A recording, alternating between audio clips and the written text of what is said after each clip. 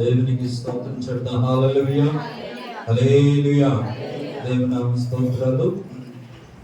దేవుని కృపను బట్టి 4వ నెల ఆఖరి పునరుద్ధాన దినం ప్రభు సన్నిధిలో మనం అందరం కూడా ఇలా కలుసుకోవడానికి దేవుడు మనందరికీ కృపను, దేవుని యొక్క దయా వాత్సల్యత మనమే చూపి వారు కాపాడిన దేవునికి మహిమ కలుగును గాక, ప్రభుకి ఘనత కలుగును గాక. దేవునికి స్తోత్రం చెప్తాం. హల్లెలూయా హల్లెలూయా. వచ్చిన మీ అందరికీ ప్రభు యేసయ్య నామములో అందరికీ వందనాలు. Praise the lord. ఈ దినము కొరకు అపోస్తలుల కార్యాల గ్రంథము 20వ అధ్యాయం దేవుని వాక్యం మనము చదువుకుందాం. అపోస్తలుల కార్యాల గ్రంథం 20వ అధ్యాయము 7వ వచనం నుండి 12వ వచనం వరకు ఉన్న వాక్య భాగం చదువుదాము.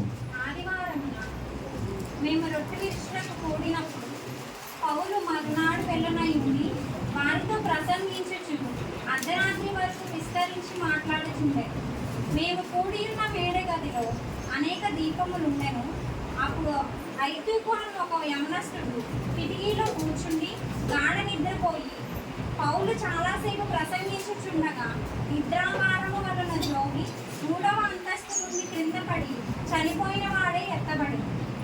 అంతటా పౌలు క్రిందికి వెళ్ళి అతని మీద పాడి కౌగలించుకొని, మీరు తొందరపడకుడి, అతని ప్రాణం అతనిలో ఉన్నదని వారితో చెప్పాను. అతను మరలా పైకి వచ్చి రొట్టె విరిచి పుచ్చుకొని తెల్లవారు వరకు విస్తారంగా సంభాషించి బయలుదేరారు. వారు బ్రతికిన ఆ చిన్నవాణిని తీసుకొని వచ్చినప్పుడు వారికి విశేషమైన ఆదరణ కలిగారు. పరిశుద్ధ వాక్యం వినికిడిలో దీవించునుగా. హల్లెలూయా ఆమేన్. హల్లెలూయా. మంచిది. చదివిన వాక్యాన్ని కొంచెం ధ్యానం చేసుకొని మనం ప్రార్థన చేసుకుందాం. వచ్చిన పాడుకుని అందరూ కలిసి దేవుని యొక్క మాటలను తలంచుకుందాం. హల్లెలూయా హల్లెలూయా. రండి యెహోవాను గూర్చి ఉత్సాహగానము చేసెదము.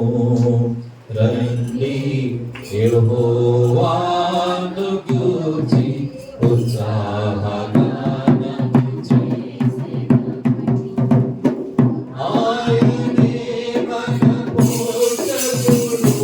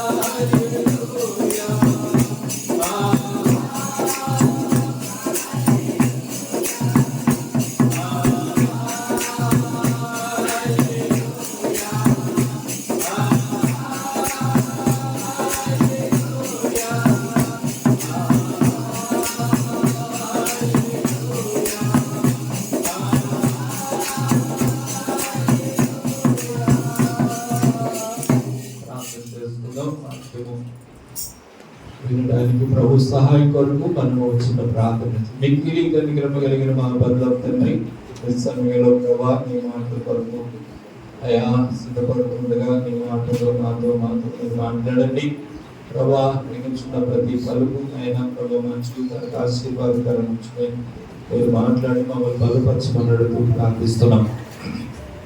కూడిన పిల్లలందరి బట్టి వందనాలు. వెలుగురించి వీటించి మనసు దయచండి. నిలబడి నన్ను ప్రభా నీ మాట కొరకు సిద్ధపడుతుండగా ఆయన నా మాట నీ మాట ఉంచండి. ఆయన ప్రభా మీ మాటలు చేత నీ బిడ్డలు బలపరచబడినట్లుగా ఆదరించబడినట్లు శక్తిని పొందుకున్నట్లుగా కృప పొందుకోవడానికి సహాయం చేయండి. మమ్మల్ని అందరూ మీరు బలపరచమని మీ వాక్యాన్ని మా అందరికీ ఆశీర్వాదం కల్పించబడించి మీ దీవెన ఆశీర్వాదంతో మమ్మల్ని తృప్తిపరచమని మా ప్రభువైన యేసయ్య నామములో స్తుతి చెల్లించి వేడుకొంచున్నాం తండ్రి. దేవుని స్తోత్రం. హల్లెలూయా. దేవుని బిడ్డలారా, మనం చదువుకున్న వాక్యం అపోస్తలుల కార్యాల గ్రంథంలో అపోస్తలుడైన పౌలు ఆయన జీవితంలో ప్రభు చేసిన కార్యాల గురించి మనము ఈ అపోస్తలుల కార్యాలను చదువుతూ ఉంటున్నాం. మరి 20వ అధ్యాయంలో 7వ వచనంలో జరిగిన ఒక సంఘటన ప్రభు వాక్యంలో రాయబడింది. దీనిని మనం తలంచుకొని మనము మన ఆత్మీయ జీవితానికి మన ఆధ్యాత్మిక బలపరచబడడానికి వాక్యం తలపోసుకుందాం. చూడండి, అపోస్తులు అనగా పిలువబడిన వారు. దేవుడు కొందరిని పిలుచుకున్నారు. విచ్చలేని పామరులుగా ఉన్న వారిని పిలిచి భూమిని తలకిందులు చేయగలిగిన వారిగా దేవుడు వాళ్ళని ఏర్పరచుకొని బలమైన కార్యాలు వారిగా జరిగించాడు. దేవుని స్తోత్రం. దేవుని పిలుపు అందుకుని ప్రభు పిలువగానే అనేకులు ప్రభు దగ్గరికి వచ్చారు. వారిలో చాలా మంది వెనకబడ్డారు, కొంతమంది వెనక వెళ్ళారు. కానీ 12 మందిని ప్రభు వారు పిలుచుకొని భూమిని తలకిందులు చేసేవారిగా చేశారు. దేవుని స్తోత్రం. ఈరోజు నేను బలహీనుడగా నా వల్ల కాదని మనం అనుకుంటే, బలహీనులైన నిన్ను కూడా దేవుని చేతులకు దేవుని హస్తాలకు అప్పగించుకుంటే నీ ద్వారా కూడా గొప్ప కార్యాలు ప్రభు జరిగించగలడు. అపోస్తలుడైన పౌలు గారు దేవుని చేత పట్టబడిన తర్వాత ఆయన ఆయా ప్రాంతాల్లో తిరుగుతూ త్రోయ అనే ఒక ప్రాంతంలోనికి ఆయన వచ్చాడు. ఆయన అక్కడ నుండి మరొక ప్రాంతంలోనికి సువార్త చెప్పడానికి ప్రభు పని మీద వెళ్ళిపోవాలి. అయితే అది ఆదివారం సాయంత్రమున అందరూ ఒక మేడ గదిలో కూర్చొని ఆరాధన చేస్తుండగా, ఆ రోజు ప్రభురాత్రి సంస్కార ఆరాధన అనగా సాక్రిమెంట్ జరిగే ఆ దినము. ఆ సాక్రిమెంట్ ఇవ్వడానికి ఆయన సిద్ధపడి ప్రభు వాక్యాన్ని విస్తారముగా మాట్లాడుతూ ఉన్నాడని దేవుని వాక్యంలో మనం జ్ఞాపకం చేస్తున్నాం. దేవుని స్తోత్రం. అయితే ఆ విస్తారమైన సందేశాన్ని పౌలు అందిస్తూ ఉండగా అక్కడ చాలా మంది కూడి ఉన్నారు. చాలా మంది ఆ మేడ గదిలో ఉన్నారు. దేవుని బిడ్డ జ్ఞాపకం చేసుకోండి, పౌలు విస్తారముగా దేవుని వాక్యాన్ని అందిస్తూ ఉన్నారు. మనకి ఏంటంటే ఒక గంట, ఒక 20 నిమిషాలు, లేకపోతే ఒక అరగంట, ఒక గంట వాక్యం చెప్పేవారు కూడా గంట అయిపోయింది అనుకోండి, చాలా బోర్ అనిపించేస్తుంది మనకి. కానీ ఈ అధ్యాయంలో ఈ 7వ వచనం మనం చదివితే ఆయన తెల్లవారు వరకు విస్తారముగా మాట్లాడేదని వాక్యంలో రాయబడింది. దేవుని స్తోత్రం. చూసారా? ఎందుకంటే వాళ్ళు కూడా ఒక ఆశ ఏంటి అంటే, పౌలు గారు మరలా వెళ్ళిపోయి ఆయా ప్రాంతాలకు ఆయన సువార్త మీద వెళితే మనం ఎప్పుడు వస్తారో, ఉన్న అవకాశాన్ని ఉన్న సమయాన్ని మనము సద్వినియోగం చేసుకోవాలని సంఘ బిడ్డలందరినీ అందరూ కూడా ఆయనను ఎక్కువ మాటలు చెప్పడానికి అవకాశం ఇచ్చారు. దేవుని స్తోత్రం. అంటే వినే ఆ మనసు వాడుకుంటేనే నిలబడిన ఆయన చెప్పగలడు. ఆమేన్, హల్లెలూయా. ఇంకొక మాట ఏమంటే, అక్కడ పరిశుద్ధాత్మ దేవుడు మాట్లాడుతూ ఉన్నప్పుడు, ఆత్మదేవుడికి ఆటంకపరచల సగం. దేవుని స్తోత్రం. ఆమేన్, హల్లెలూయా. కొన్ని సంఘాల్లో ఎలా ఉంటదంటే అరగంట వాక్యం చెప్పాలి కాబట్టి పెద్దలు నియమిస్తారనమాట. ఎంత సమయంలో నువ్వు వాక్యం చెప్పాలి, ఎంత సమయంలోనే నువ్వు ఇది ముగించాలి. అంటే నువ్వు అంత పెద్ద అంశం తీసుకో, చిన్నది తీసుకో, ఏమైనా చెయ్యి. ఏం చేయాలంటే నువ్వు ఆ టయానికి అవి చేయాలి. అది కొన్ని సంఘాలు మనుషులను నియమించుకున్నారు. మనుషులు నియమించుకున్న సంఘాలు, మనుషులు ఏర్పాటు చేసుకున్న ప్రజలు ఏం చేస్తారంటే మనుషుల కొరకు, వారి మెప్పు కొరకు, వారి ఘనత కొరకు వాళ్ళు అలాగా ఉంటారు. అది దేవుని ఆత్మకార్యానికి వాళ్ళు తలవంచరు. దేవుని ఆత్మకార్యాలు వారి పట్ల జరగవు. ఏదో ఆచార సంబంధమైన అలవాటుతో కూడిన భక్తి చేసుకుంటూ వెళ్ళిపోతూ ఉంటారు. కానీ ఇక్కడ మనం నేర్చుకునే ఈ మాట 7వ వచనం ఒకసారి చదువు చూడండి. ఆదివారమున మేము రొట్టె విరుచుటకు కూడినప్పుడు పౌలు మరునాడు వెళ్ళవలెనని ఉండి వారితో ప్రసంగించుచు అర్ధరాత్రి వరకు. ప్రజలాడు హల్లెలూయా. ఎప్పుడు వరకు అంటండి? అర్ధరాత్రి అయిపోయింది ఆయన ప్రసంగం చేస్తూ ఉంటే. అర్ధరాత్రి వరకు ఏం చేస్తున్నాడంటే ఆయన ప్రసంగించుండగా విస్తరించి మాట్లాడుతూ ఉన్నారు. ప్రజలాడు హల్లెలూయా. మనం చూడండి, మనుషులు, చుట్టాలు, బంధువులు ఎవరైనా వచ్చారనుకోండి, అర్ధరాత్రి వరకు ఏం చేస్తాం? తెల్లవారు కూడా మాట్లాడుకునే వాళ్ళు ఉంటారు. తెలుసునండి. హల్లెలూయా. మాటలు, పనికిమాలి మాటలు మాట్లాడుకోవడానికి సమయాన్ని మనం చూడం. ఏమండి, ఎవరైనా టైం చూసుకుని గంట సేపు మాట్లాడుకుని పడుకుందాం అనుకుంటారా? అనుకోరు. ఆ మాటలు విస్తారమైన మాటలకి ఇక ఫుల్ స్టాప్ ఉండదు అనమాట. నాన్ స్టాప్ ఇక ఒకదాని తర్వాత అలా మాట్లాడుకుంటూ ఉంటారు. కానీ దేవుడి మాటలు మాత్రం చాలా మంది తక్కువగా, అమ్మో ఎంత సమయమా, అమ్మో అప్పుడు అయిపో ఎంత వరకే దేవుడు ఉంటారు, ఈ గుడికి రాము, ప్రెసిడెంట్ హల్లెలూయా, అలాగా ఆలోచన చేస్తూ ఉంటారు. అలాంటి తలంపు ఉంటది.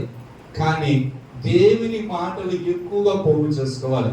రూతు ఉదయం మొదలుకొని బైబిల్ గ్రంథంలో సాయంత్రం వరకు ఏం చేసేదంటే ఎక్కువ పోగు చేసుకుంది. దేవుడి మాటలు ఎంత పోగు చేసుకుంటాం? వాక్యం ఏముంటదంటే దేవుని వాక్యం మీ హృదయంలో సమృద్ధిగా నివసింపనీయుడి. దేవుడి స్తోత్రం. ఎక్కువ దేవుడి మాటలతో నింపుకోవాలి, ఎక్కువ దేవుని వాక్యంతో నింపుకోవాలి, దేవుని యొక్క పలుకులతో మన హృదయం నిండిపోవాలి. దేవుడి స్తోత్రం. నిండి ఉన్న దాన్ని బట్టి నోరు ఏం చేస్తాంట? మాట్లాడు. అంటే నువ్వు లోపల యేసయ్య ఉంటే, యేసయ్య మాటలు ఉంటే, యేసయ్య వాక్యం ఉంటే, యేసయ్య యొక్క మాటలను మనం ప్రతి దినం కూర్చుకుంటుంటే అవే నీ నోటి నుండి వస్తాయి. అవే దేవుడి దగ్గర మనము ప్రతి దినము వాటిని సంపాదించుకున్న కనుక అవే పలుకుతూ ఉంటాం. దేవుడి స్తోత్రం. యేసయ్య లోపల ఉండి యేసయ్య గుణాలు కనబడుతుండే, యేసయ్య నీలో ఉండి యేసయ్య బుద్ధులు మనకు కనబడుతుండే. దేవుడి స్తోత్రం. ఆమేన్. హల్లెలూయా. ఒకసారి అంటే ఒక పిల్లవాడు రోడ్డు దాటుతూ ఉన్నాడు. లారీ ట్రాఫిక్ ఎక్కువగా ఉన్నాయి. ఇక ఆ పిల్లవాడు దాటలేక ఇబ్బంది పడుతుంటే ఒక పెద్ద ఆయన పిల్లవాడిని చేపట్టుకుని ఆయనని రోడ్డు దాటించి అవతలకు తీసుకుని వెళ్ళాడు. తీసుకుని వెళ్ళగానే ఆ పిల్లవాడు అంటున్నాడు మీరు యేసయ్యా అన్నాడంట. కాదురా ఎందుకు అలా అంటున్నావు అంటే మీరు మీ కళ్ళల్లో యేసయ్య కనబడుతున్నాడు అన్నాడంట. దేవుని స్తోత్రం. అప్పుడు ఈయన అన్నాడంట నా లోపల యేసయ్య ఉన్నాడు, కళ్ళల్లో ఉండి కనపడుతున్నాడు అన్నాడు. దేవుని స్తోత్రం. అంటే అర్థమేంటి? ఆ పిల్లవాడు ఏమనుకుంటే యేసయ్య గుణాలు కలిగిన వాడే ఇలాగున చేయగలరు, ఇలాగ సహాయం చేయగలరు, ఇలాగా దాటించగలరు, ఇలాంటి ప్రేమను చూపించగలరు, ఇలాంటి ఆప్యాయత చూపించగలరు అనే గుణము ఆ పిల్లవాడు పెద్దవాయిలో గ్రహించారు. దేవుని స్తోత్రం. ఆయనే రైన్గట్ బాంకే గారు, ఆయన గొప్ప సేవకుడు. దేవుని స్తోత్రం.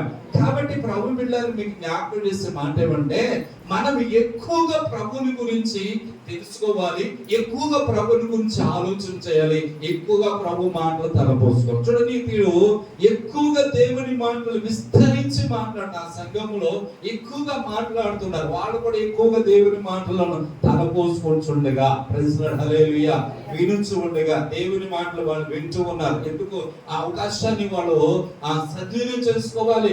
పౌలు గారు వేరే ప్రాంతానికి వెళ్ళిపోతారు కనుక నేను వాటిని ఏం చేసుకోవాలని దాచిపెట్టుకోవాలని ఆశ వారిలో ఉన్నది, ఆసక్తి వారిలో ఉన్నది. యేసయ్య మాటలు పోగు చేసుకోవాలని ఆశ ఉన్నది కనుక ఎక్కువ కూర్చుకుంటున్నారు. దేవుని స్తోత్రం. ఇలా ఉండగా ఆ ఆరాధనలో, ఆ ప్రార్థనలో ఒక యవనస్తుడి గురించి ఇక్కడ రాయబడింది. దేవుని స్తోత్రం. ఒక యవనస్తుడు, అతని పేరు ఐతుకు. ఎంతమంది సంఘంలో ఉన్నారు కదా, వీళ్ళందరి గురించి రాయలేదు కానీ ఆ యవనస్తుడి గురించి రాశారు. ఆ యవనస్తుడు, అతని పేరు అంటే ఐతుకు అనగా అదృష్టవంతుడు అని అర్థం. అదృష్టవంతుడు అని అర్థం. ఈ ఐదుగు అనేవాడు యవనస్తుడు అనమాట. ఇతడు కూడా మందిరంలోనికి వచ్చాడు, ఇతడు కూడా ఆరాధనలోనికి వచ్చాడు. దేవుని స్తోత్రం. దైవజనుడైన పౌలు గారు వాక్యాన్ని ప్రకటిస్తూ ఉండే ఇతడు వచ్చాడు. ఇతడు గురించి ఏమని రాయబడిందండి? ఇప్పుడు చదువుదాం వాక్యంలో చూడండి.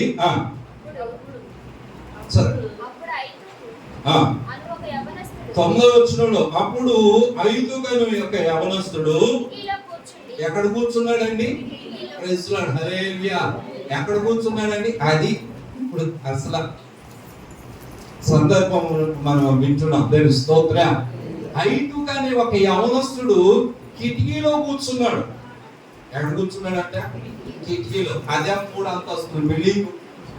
3 అంతస్తులో ఉన్నాం. 3 అంతస్తులో ఉన్న ఈ ఆరాధనలో, ఈ ప్రాంగణంలో, మందిరంలో, ఆ మేడ గదిలో చూడండి, వీడు ఎక్కడ కూర్చున్నాడంటే 3వ అంతస్తులో కూర్చున్న ఇతడు కిటికీలో కూర్చున్నాడంట. హల్లెలూయా. ఇప్పుడు ఇతడు గురించి 2-3 మాటలు మనం ఆలోచన చేస్తే, ఒకటి, కిటికీలో దేని కూర్చున్నాడు వాడు అంటే, అందరూ ఇప్పుడు సాధ్యముగా యవన ప్రాయంలో ఉన్నవాళ్ళు ఈ దినాల్లో కాదండి, కొన్ని సంఘాల్లోనేమో కుర్చీలు బల్లలో ఇవి ఎక్కువ వేస్తూ ఉంటారు, ఇంకా తివాసాలు వేస్తూ ఉంటారు అనమాట.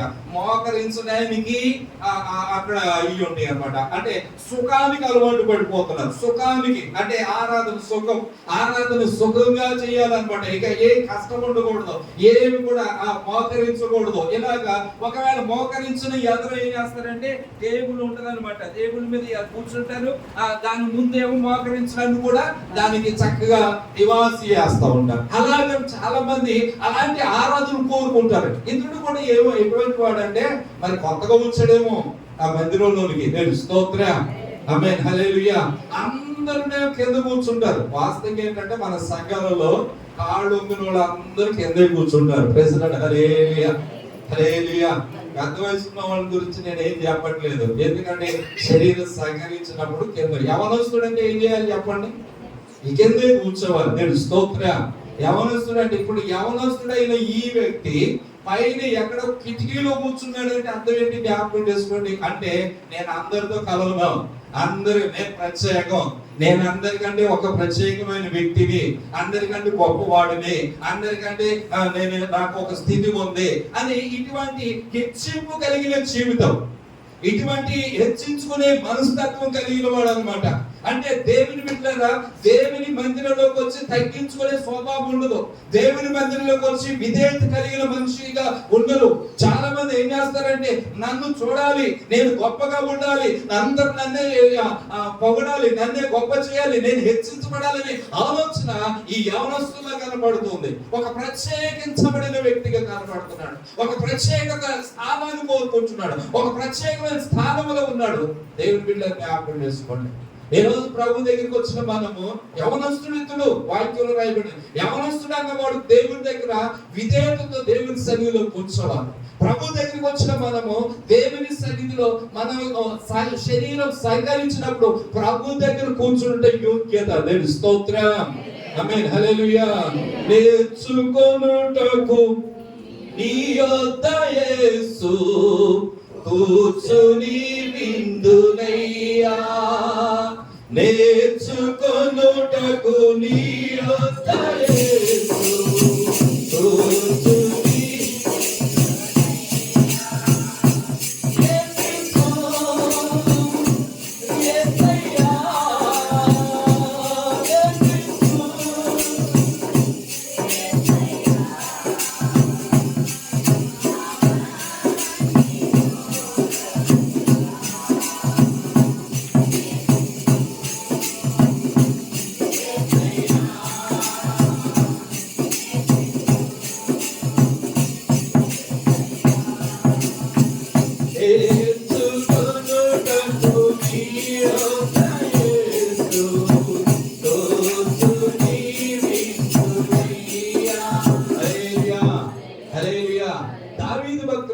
తెలుసా?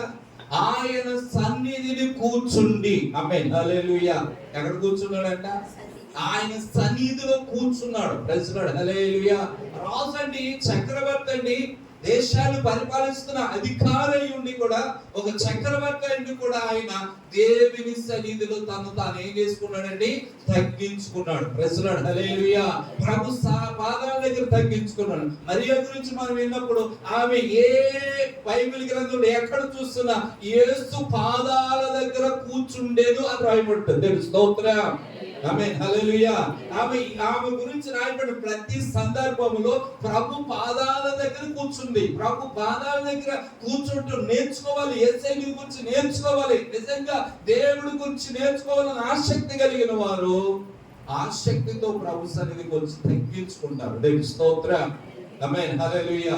కానీ ఇక్కడ ఎటువంటి వాడు తెలుసా? నన్ను చూడాలి, నన్ను గురించి అందరూ చెప్పుకోవాలి అనే భావం కలిగిన, హెచ్చించుకునే గుణం, ఎవరి హెచ్చించుకునే స్వభావం కలిగిన వాడు పైన కూర్చున్నాడు. ఎక్కడ కూర్చున్నాడంటే కిటికీలో కూర్చున్నాడంట. ఎక్కడ కూర్చున్నాడండి?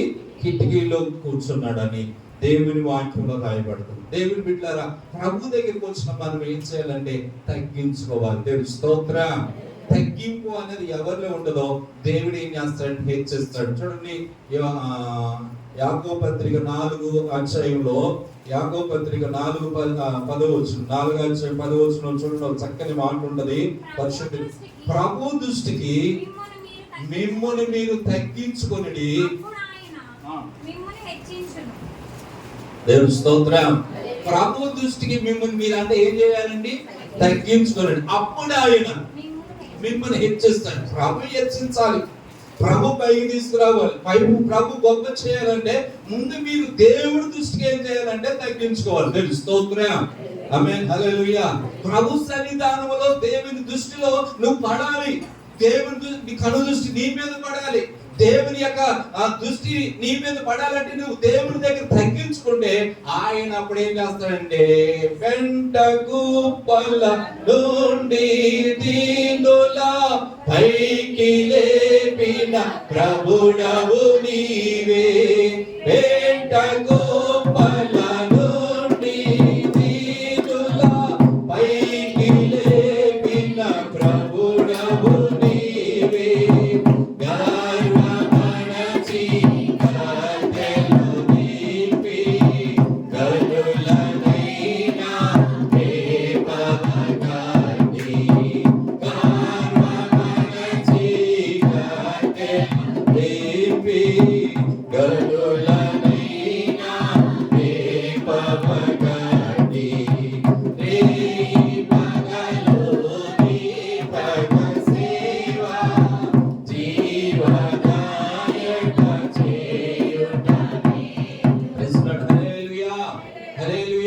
నువ్వు దేవుడి దగ్గర తగ్గించుకుంటే దేవుడు నేను ఏం చేస్తాడంటే నేర్చేస్తా ఉంటాడు.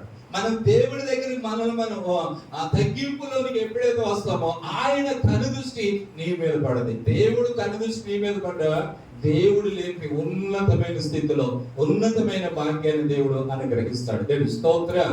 కాబట్టి ప్రభు దగ్గరికి వచ్చిన మనం ఏం చేయాలంటే మనం గొప్పతనాన్ని మనం కోరుకోవద్దు, నన్నెవరో చూడాలనుకోవద్దు. దేవుడు చూడాలి, దేవుడు నన్ను పైకి లేపాలి, దేవుడి యొక్క దృష్టి నా మీద పడాలని ప్రభు దగ్గర మనం తగ్గించుకునే వారుగా ఉండాలి. దేవుని స్తోత్రం. మదర్ తెరిసా ఒకసారి ఆమె అనాథాశ్రయం నడిపిస్తుంది. అనేక పిల్లలను, రోడ్ల మీద పడిపోయిన వారిని, అనాథులను, గంట కుప్పల మీద చెత్త గుండెలో పడేసిన వాళ్ళందరినీ జాగ తీర్చి ఆమె ఏం చేస్తుందంటే చక్కగా వాళ్ళకి ఆశ్రయాన్ని కలిగించేసి ఆమె పెంచి పెద్ద చేస్తూ ఉండేది. ఆమె ఒక రోజు ఆమె ఒక ప్రాంతంలోనికి వెళ్ళి కొంత ధన సహాయాన్ని అర్జిస్తూ ఉండగా ఒక చోట అడుగుతూ ఉండగా ఒక ఆయన ఏమని చూసి ఇలా తయారీ అందరూ అనేసి ఆ ముఖం మీద ఉమ్మేశారు. ఇలా ఉమ్మేశారు అనగానే ఆమె దాన్ని అలా తుడుచుకొని, దేవుని బిడ్డలారా ఆమె అలా తుడుచుకొని, ఇది నాకు ఇచ్చారు మీరు, అంటే ఈ ఉమ్మ అనేది నాకు ఇచ్చారు, మరి ఈ అనాథ పిల్లలకు మీరు ఏమిస్తారు అంటే ఆయన గొప్ప కోటీశ్వరుడు అన్నమాట. అందుకని అహంభావంతో ఆయన ఉమ్మి వేశాడు. నాకైతే ఉమ్మి ఇచ్చారు, ఇది నాకు ఇచ్చారు, మరి పిల్లల వరకు మీరు ఏమిస్తారు అన్నాడు. హల్లెలూయా. మనమైతే ఏం చేస్తాం ఆ టైంలో? అక్కడ ఎందుకంటే మనతో అక్కడంటే అలాంటి వెళ్తాం ఎవడో అన్నారు అనుకోండి, ఏదో గోవం పడి నన్ను చూసే నన్ను చూసే ఊసింది, నన్ను చూసే అంటావు కదా. కానీ ఆ మొఖం మీద ఉమ్మేసి ఏసై గుణం అంటది, ఏసై బుద్ధి. దేవుని స్తోత్రం. ఓర్చుకోవటం, తగ్గించుకోవటం, తుడుచుకోవటం, ఇవన్నీ కూడా ఏసే గుణాలు. మనం ఒక మాటను సహించలేం, కానీ ప్రభు గుణం కలిగిన ఆమె అప్పుడు ఆ మనిషి ఏం చేసినట, ఇంతగా ఏమైనా చూసి ఇలాగ చేసిన ఇంత తగ్గింపు, ఇంత విధ అని వెంటనే ఆమెలో ఉన్న ఆ విధేయత, ఆమెలో ఉన్న తగ్గింపును చూసిన ఆయన వెంటనే తన జీవితాన్ని మార్చుకున్నాడు. దేవుని స్తోత్రం. ఆమేన్, హల్లెలూయా. కాబట్టి ప్రభు బిడ్డలారా, మీకు జ్ఞాపకం చేస్తుంది ఉంటే, ఈ యవనస్తుడు అన్న ఈ ఐదుకు అనేవాడు ఎక్కడ అంటే ఉన్నతమైన, అంటే ఆ కిటికీ మీద కూర్చున్నాడు. ఒకటి. రెండవది ఇంకొక మాట ఏంటంటే, కిటికీ అనేది దేవునికి సాదృశ్యంగా ఉన్నదంటే బైబిల్ గ్రంథం నుండి జ్ఞాపకం చేస్తున్నాను. కిటికీ అవతలేమో లోకం ఉంది. కిటికీ అవతలేముందండి? లోకం. కిటికీ యువతలేమో సంఘం ఉంది. ప్రెసిడెంట్ హల్లెలూయా. ఇప్పుడు చెప్పండి, అతడు లోకానికి సంఘానికి మధ్యలో ఉన్నాడు. దేవుని స్తోత్రం.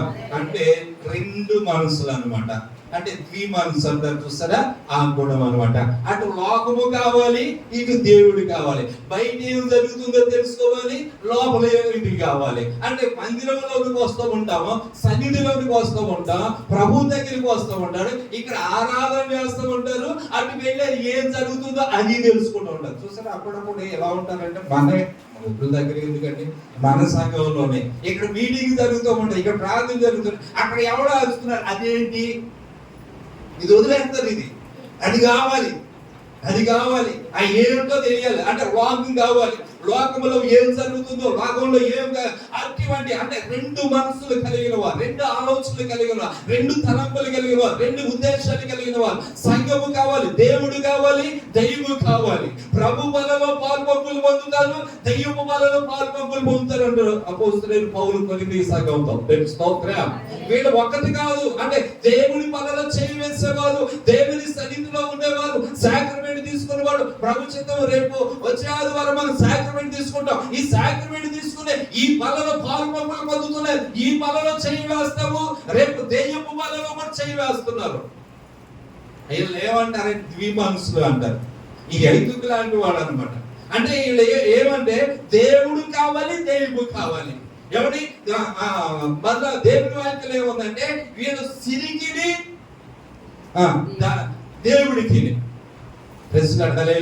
యేసుప్రభు అన్నారు, ఇద్దరు యజమానుల కంటే మనం ఏం కాలేమంట, దాసులుగా ఉండవద్దు అంటున్నాడు. వీళ్ళు సిరికి, అలాగే దేవుడికి కూడా అటు ఒక గంతు, ఇటు ఒక గంతు. ఇక్కడేమో పోయిన వారం చెప్పాను కదా, అంతకు ముందు చెప్పాం, ఇక్కడ మందిరంలోనేమో రామదాస్ అంటారు, మందిరంలో యేసుదాస్ అవుతాడు, సర్టిఫికెట్ లోనేమో అట్లా అన్నమాట. అవి కావాలి, ఇవి కావాలి. అక్కడ ఒక గంతు, ఇక్కడ ఒక గంతు, అక్కడ ఒక వేషం, ఇక్కడ ఒక వేషం.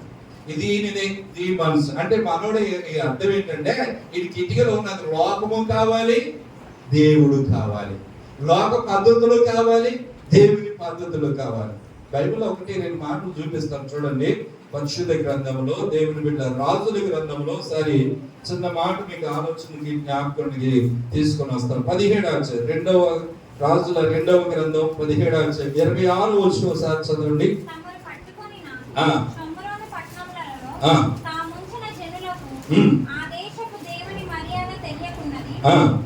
గనుక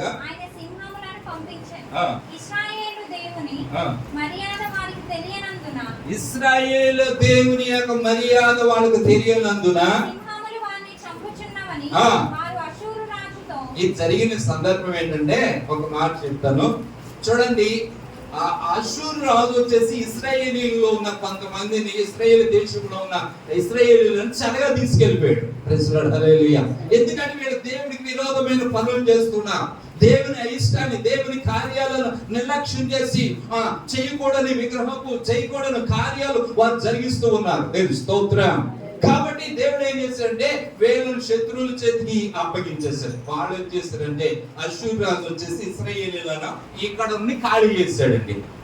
ఖాళీ చేసినాక ఆయన ఏం చేశాడు, ఈ పట్టణంలో ఉంది కదా, బిల్డింగులు ఉన్నాయి కదా, వీళ్ళ స్థలాలు ఉన్నాయి కదా, పొలాలు ఉన్నాయి కదా, వీళ్ళ కొంతమంది ఆయన ఏం చేశాడు, అక్కడ ఉన్న వాళ్ళని ఇక్కడ తీసుకొచ్చారు. అశ్షూరోళ్ళని ఎక్కడ తీసుకొచ్చారు? ఇశ్రాయేలు దేశంలో తీసుకొచ్చారు. తీసుకొచ్చినాక వీళ్ళు ఏం చేశారంటే ఇక్కడికి వచ్చారు. ఇక్కడికి వచ్చేటప్పటికల్లా ఇక్కడ వాళ్ళ పూజలు పునస్కారాలు అవి ఇవి అన్ని చేస్తున్నారు.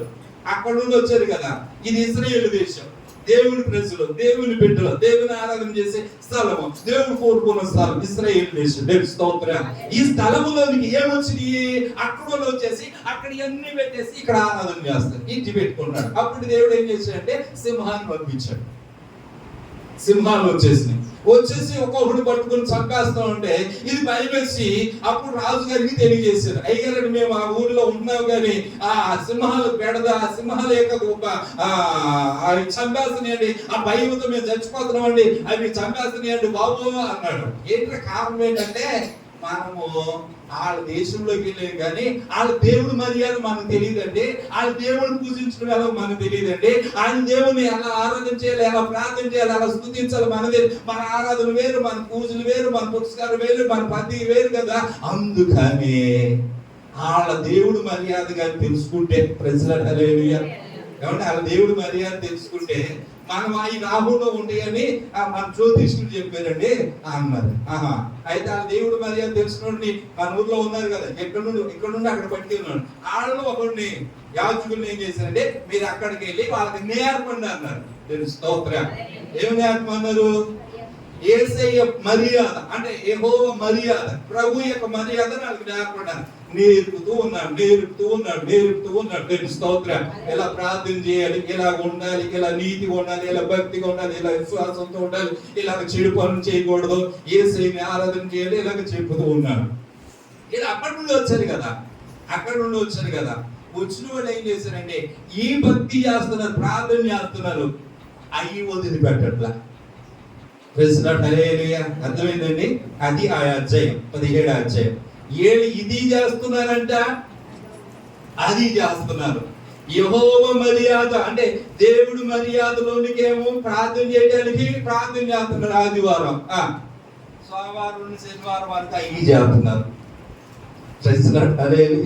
చూడండి నా మాట ఒకసారి చదవండి. 40 వచ్చిన అనుకోండి, ఒకసారి చదవండి. వారు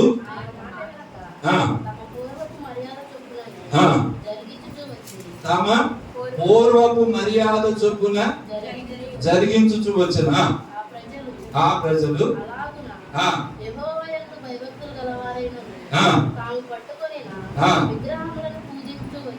చూడండి, యెహోవా యందు ఏం కలిగి ఉన్నారు? ఒక పక్కనే దేవుడు అంటే భయం ఉంది, ఇంకో పక్కన ఏముంది?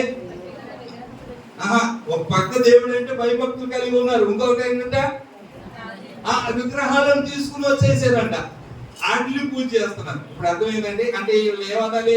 2 మనసులు కలిగిన వారు, 2 తలంపులు కలిగిన వారు, 2 ఉద్దేశాలు కలిగిన వారు. అందుకని ఆహాబు దగ్గరికి వెళ్తే మనకు తెలుస్తుంది కదా, ఆహాబుతో ఏలి అంటాడు కదా, మీరు 2 తలంపులు కలిగి ఎందుకు ఉన్నారు? యెహోవా దేవుడైతే యెహోవాను సేవించు, బయలు దేవుడైతే బయలును సేవించండి. 2 వద్దు, ఏదో ఒకటి చేయండి. దేవుడు బిడ్డలు ఒకటే మీకు జ్ఞాపకం చేసి, మనం ఒకప్పుడు అన్యులుగా ఉన్నాం, ఒకప్పుడు దేవుని ఎరగని వారుగా ఉన్నాం, ఒకప్పుడు పూజలు పురస్కారాలతో జీవితం గడిపాం, ఒకప్పుడు మన ఇష్టం వచ్చినట్టు జీవించాం, మనకు నియమాలు నిబంధనలు ఏమి లేకుండా ఏవో పెట్టుకున్నాం. అయిపోయింది, దేవుళ్ళలోకి వచ్చాం, రక్షణలోకి వచ్చాం. అవే నియమాలు ఇక్కడ ఉండకూడదు. దేవుని స్తోత్రం. ఆమేన్, హల్లెలూయా. ఆ మంచి రోజులు, ఆ చెడ్డ రోజులు ఇక్కడ కూడా పోయి తీసుకొచ్చి ఆ ముహూర్తాలు, ఆ గడియలు, ఇవి రాహు కాలం, ఆ కాలం, ఈ కాలం, ఇవి ఉండకూడదు ఇక. దేవుని స్తోత్రం. ఆమేన్, హల్లెలూయా. అక్కడ ఉన్నాయి అవి, ఇక్కడ కూడా తీసుకొచ్చేసి, మందిరంలో కూడా తీసుకొచ్చి, సన్నిధిలోకి తీసుకొచ్చేసి, అదే ఆచారాలు, అదే సాంప్రదాయాలు, అదే పద్ధతులు మనం ఏంటిని విడిచిపెట్టాలి. దేవుని స్తోత్రం చెప్పండి. హల్లెలూయా. ఆమేన్, హల్లెలూయా. కాబట్టి ప్రభు బిడ్డలు జ్ఞాపకం చేసుకోండి. 2 మనసులు. నేను 5 గురించి మాట్లాడుతున్నాను. కిటికీలో కూర్చున్నాడంటే అర్థం ఏంటంటే, ఒకటి సంఘము కావాలి, లోకము కావాలి. ఏమండి? అందుకని కొరింథీ పత్రికలో మనకు తెలుసు కదా, ఏమంటారంటే నువ్వు విశ్వాసి అయితే విశ్వాసిగా ఉండు, విశ్వాసికి అవిశ్వాసికి పాలెక్కడి, అవిశ్వాసులు విచోడుగా ఉండకుడి, నీతికి దుర్నీతితో సాంగత్యమేంటి? వెలుగునకు చీకటితో ఏ పొత్తు? క్రీస్తునకు బెలియాలతో ఏమి సంబంధము?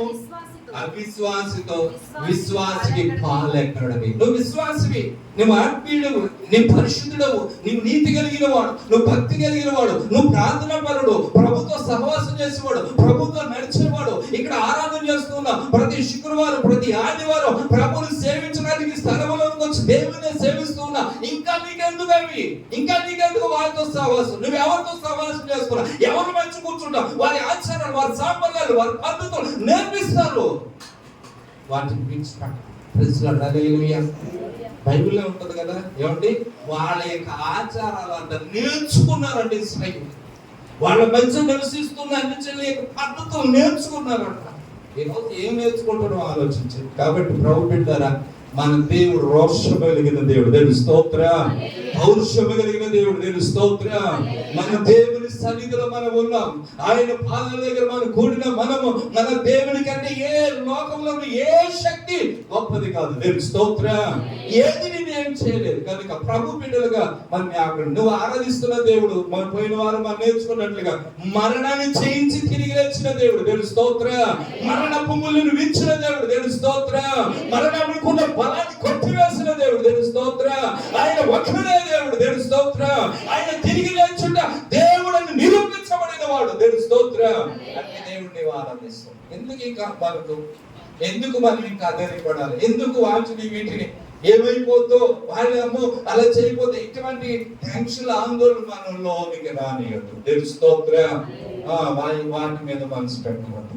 కనుక వీడు విమనస్సు, చెప్పండి ఏ మనసు అండి? విమనస్సు. రెండు తలంపులు దేవుని బిడ్డల కిటికీలో కూర్చున్నాడు. ఎక్కడ కూర్చున్నాడు చెప్పండి? కిటికీలో కూర్చున్నాడు. కిటికీలో కూర్చుంటాడుగా అటువైపు. ఇప్పుడు రాత్రి కాలం అది, దేవుడి స్తోత్రం చెప్పండి. హల్లెలూయా. అర్ధరాత్రి వరకు వాక్యం చెప్తున్నాడు అన్నది కదా రాత్రి. ఇప్పుడేమో అక్కడ ఏమన్నా ఉందంటే ఆ మందిరం, ఆ మేడ గదిలో అనేక దీపాలు ఉన్నాయి. దేవుడి స్తోత్రం. ఏమండి అక్కడ చదవండి ఒకసారి.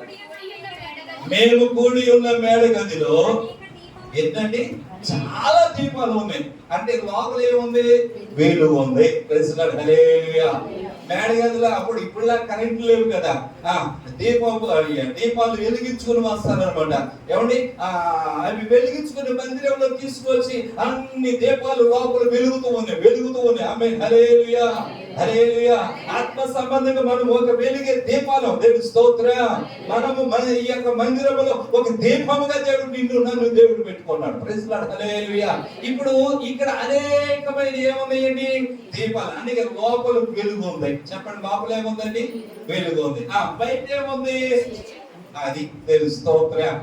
బయట ఇప్పుడు అక్కడ అప్పుడు కరెంట్ లేదు కదా, నిన్నగాక మొన్న వచ్చింది. ఆ టైంలో కరెంట్ లేదు కదా, అంటే బయట ఏమో చీకటి, లోపల వెలుగు. దేవుడి స్తోత్ర.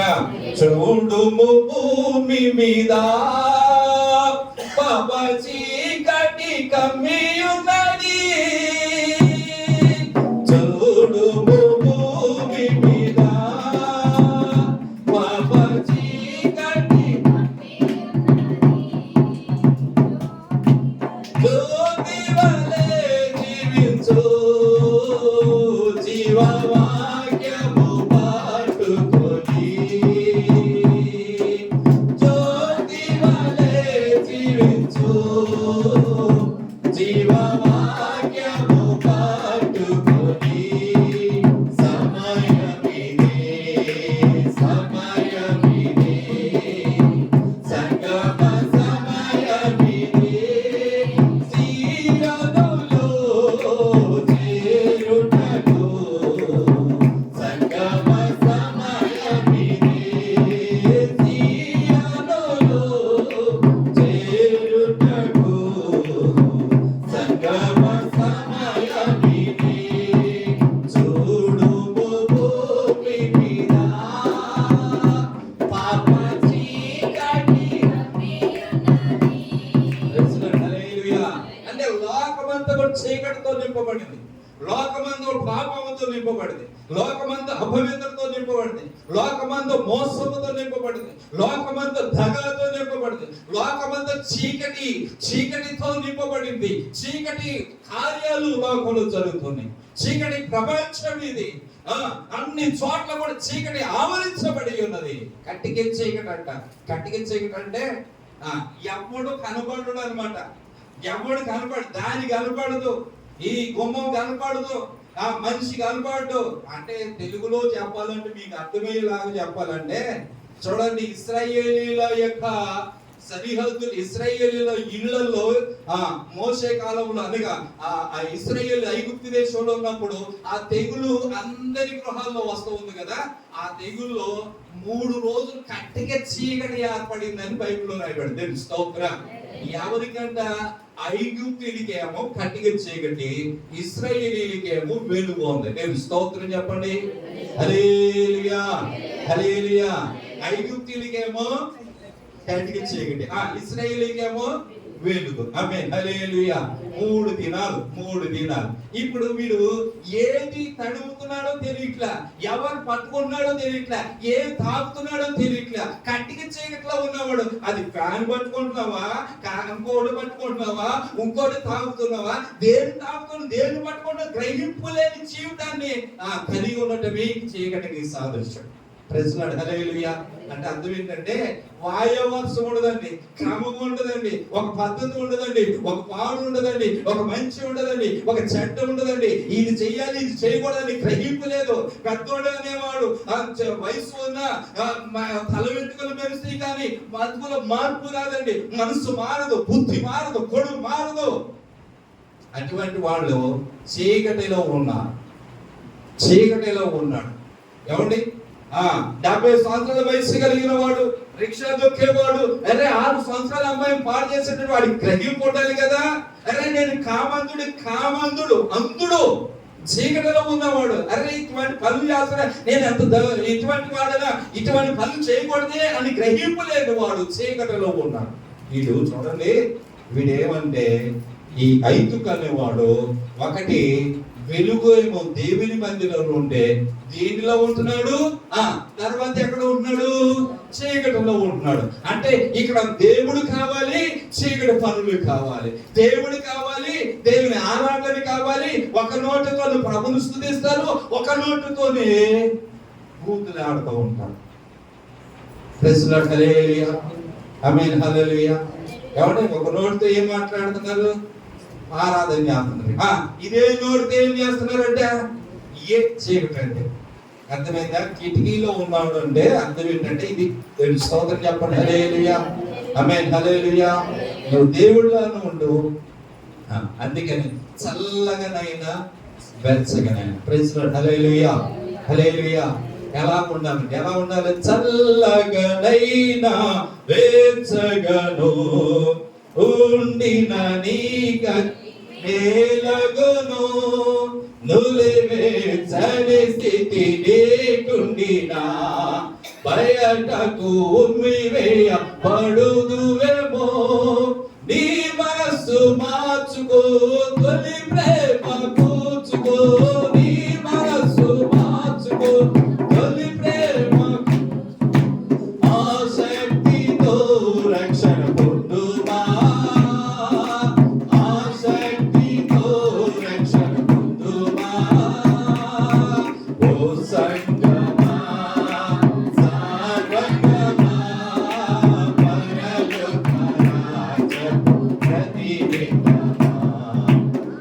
సయ్యను ఎదుర్కొనగా నీతి అలంకరించి సిద్ధపడుమా. ఓ సంగమా, వినుమా, చీకటి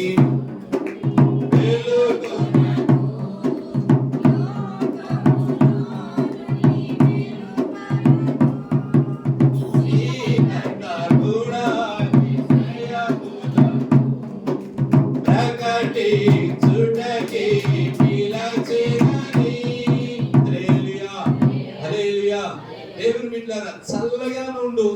ఎలా ఉండాలంట? వెచ్చగా ఉండు. దేవుని బిడ్డగానే ఉండు, లేకపోతే లోకంలో ఉండు. కానీ నిలువెచ్చని స్థితిలో మనం ఉన్న ఎడల ఏం చేస్తారంట? ఉమ్మేవాడు. కిటికీ అనుభవం మనకు నేర్పించని చెప్తున్నాను. ఒకటి, అతడు ఎక్కడున్నాడు చెప్పండి? కిటికీలో. అంటే ఇటు లోకానికి, ఇటు దేవుడికి. రైట్, విమాన్స్ అనమాట. అటు అది కావాలి, ఇటు ఇది కావాలి. మూడోది ఏంటంటే నులివెచ్చని జీవితం. ఏంటంటే నులివెచ్చగా ఉండడం. ఇవన్నీ అతని జీవితంలో కనపడుతుంది. ఇంకా జ్ఞాపకం చేసుకుంటే అతడు హెచ్చించుకునే స్వభావం, అందరికంటే నేను గొప్పగా ఉండాలనే స్వభావం. ఇవన్నీ కూడా కిటికీలో కూర్చున్న ఈ యవనస్తుల జీవితంలో మనకు కనపడదు. ఈరోజు ప్రభు మాటలు వింటున్న మనం ఇటువంటి యవనస్తుల్లాగా, ఇటువంటి యవనస్తులు అన్నవాడు మనకు ఆ సన్నిధిలో కూర్చోవాలి, ప్రభు పాదాల దగ్గర కూర్చోవాలి, ఒక క్రమంలో ఉండాలి, క్రమమైన భక్తిని అలవర్చుకోవాలి.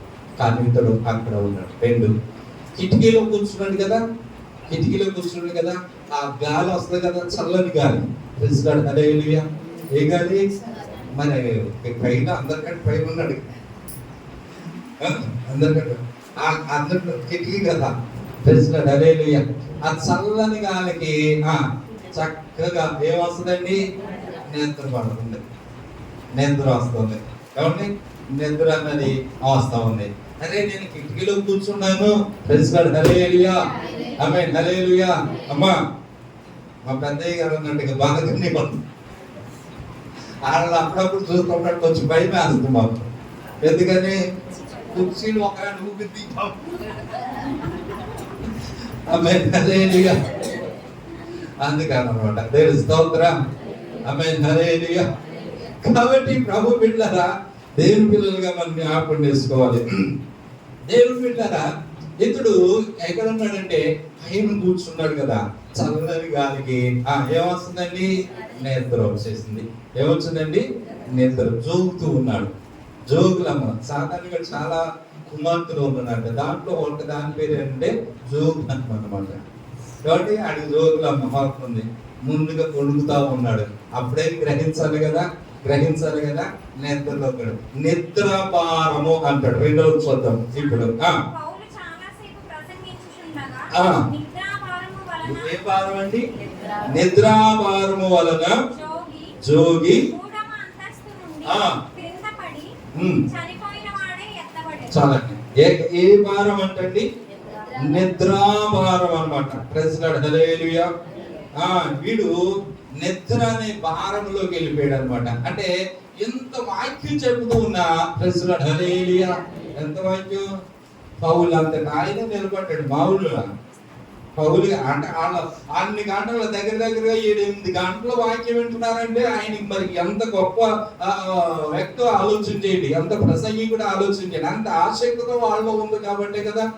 కాబట్టి దేవుని బిడ్డలారా, ఇలాంటి ఆయన అవకాశాలు పోగొట్టుకోకూడదు అనేసి ప్రజల సంఘ బిడ్డల్లో ఉన్నది.